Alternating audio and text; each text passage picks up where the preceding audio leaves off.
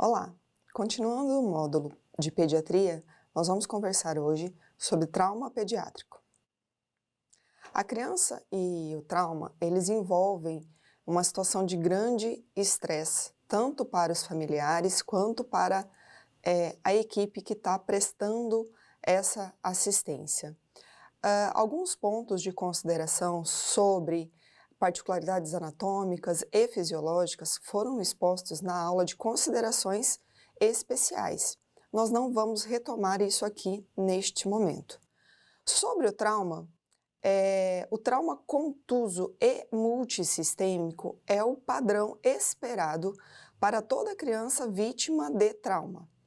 A cinemática mais comum encontrada envolve veículos automotores e a criança em todas as versões possíveis de acidentes, sendo ela pedestre, sendo ela ciclista, sendo ela passageira de um veículo automotor ou de uma motocicleta. Então, o trauma mais comum que nós vamos encontrar é a criança neste cenário de acidentes automobilísticos. Na epidemiologia, a gente vai ter então presença de traumas contusos, fechados em crianças até os 12 anos, e a partir dos 12 anos nós vamos ter um padrão mais semelhante ao que nós encontramos no adulto, com ferimentos penetrantes por arma de fogo, ferimentos por arma branca também aparecendo nesta etapa, nesta avaliação epidemiológica.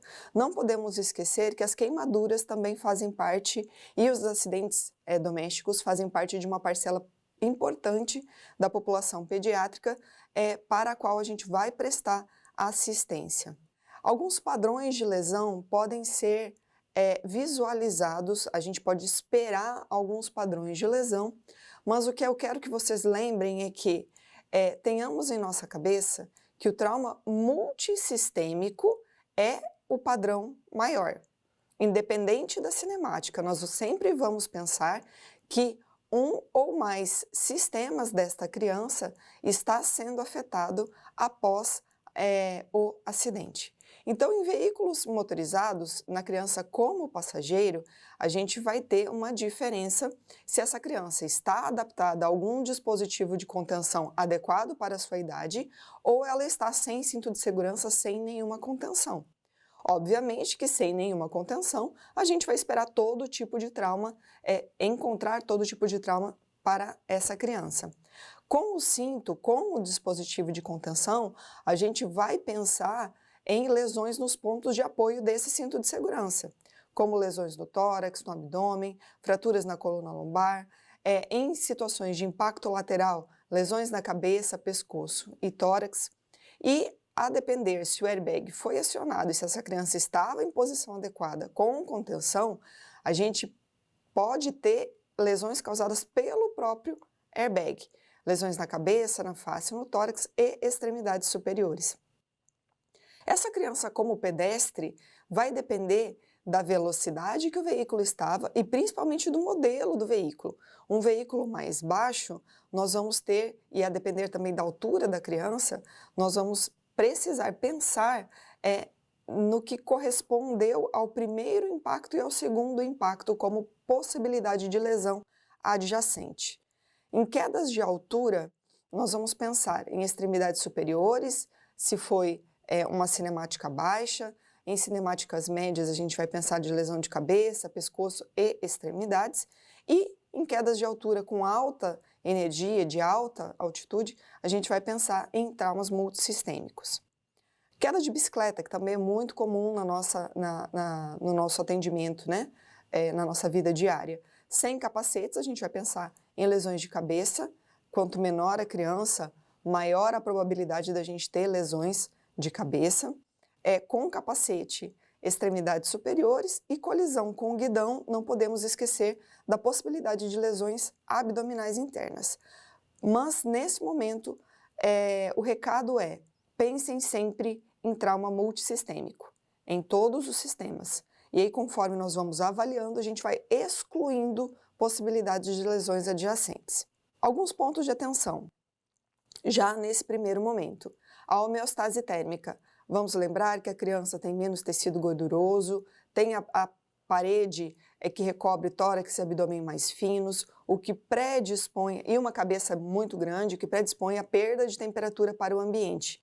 Então, nós vamos sempre já, desde o início, né, da nossa conduta, pensar na prevenção da hipotermia. Embora a prevenção da hipotermia esteja lá na avaliação primária, na última etapa, nós sempre vamos adequar o nosso atendimento desde o início, pensando na prevenção da hipotermia, tá? Os aspectos psicossociais. Lembrem-se, uma criança normalmente não está sozinha na cena. Então, nós temos a criança e os seus pais e familiares em volta.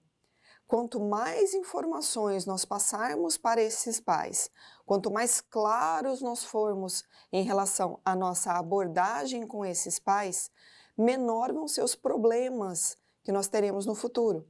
E uma integração maior entre a equipe e os pais vai facilitar a aceitação da criança que aquela equipe está trabalhando para o bem dela. Se ela ainda, obviamente, se essa criança ainda tem um nível razoável de consciência que possa interagir.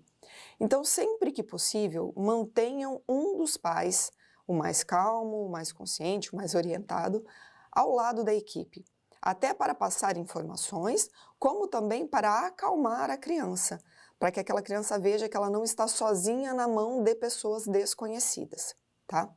A recuperação e a reabilitação também são extremamente importantes, haja vista que essa criança está em fase de crescimento e desenvolvimento. Então, muitas lesões, no momento do acidente, do trauma, podem ter repercussão para uma vida inteira, considerando que essa criança está na fase de crescimento. Então, às vezes, uma fratura, dependendo do local onde ela pega, ela vai impedir o crescimento ósseo daquele membro. E aí nós vamos ter sequelas para uma vida inteira. E o manejo com que a equipe, a primeira equipe que chega, que vai fazer o primeiro atendimento, também pode limitar esses agravos maiores em relação ao seu crescimento, ao seu desenvolvimento. Espera-se que crianças com trauma grave, em torno de 60% delas apresentem alguma alteração de desenvolvimento e de crescimento ao longo da sua vida. Em relação à fisiopatologia do trauma, nós temos 3 principais causas de morte, de óbito em crianças vítimas de trauma. A primeira é a hipóxia, né? Alterações no A e no B, que levam essa criança a uma situação de hipóxia generalizada. A segunda são as hemorragias, que nós precisamos abordar no X e no C.